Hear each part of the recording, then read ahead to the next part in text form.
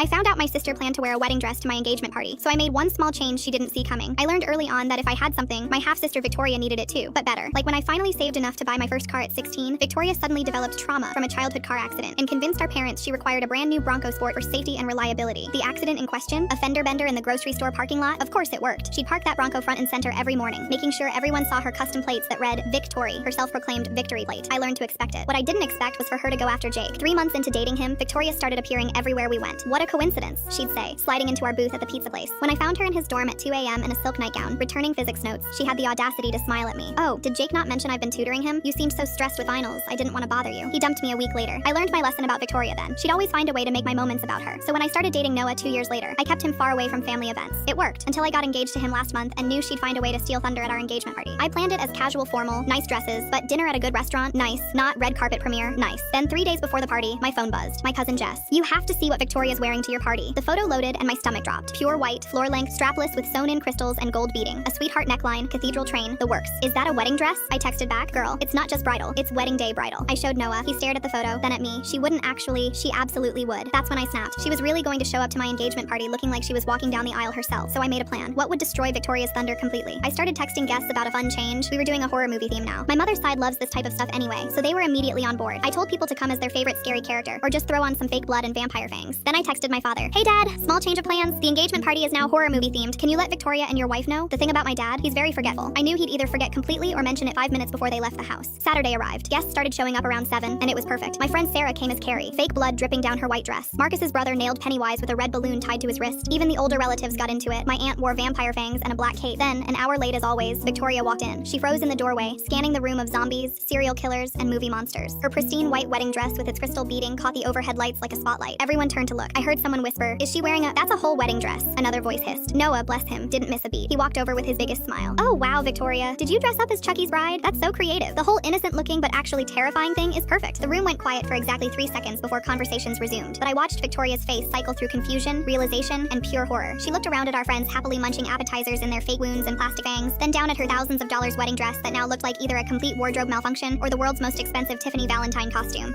This isn't," she stammered, but Noah was already guiding her toward the drinks table, still complimenting her costume. She lasted another 10 minutes, making small talk with my grandmother while a guy dressed as Michael Myers photobombed their conversation. Then she grabbed her mother and bolted. As the door closed behind them, Sarah appeared at my elbow with a grin. "Did your sister just show up to your engagement party in a wedding dress?" "She did." "And you changed it to a costume party?" "I did." Her jaw literally dropped. "Can I be you when I grow up?" Dad called me later that night. "That was childish. You should have told Victoria directly about the theme change." Her mother left a voicemail about how cruel I was to humiliate Victoria like that. But I didn't humiliate her. She humiliated herself by trying to wear a wedding dress to someone else's engagement party. I just made sure it backfired spectacularly. She's never tried to copy me since that night.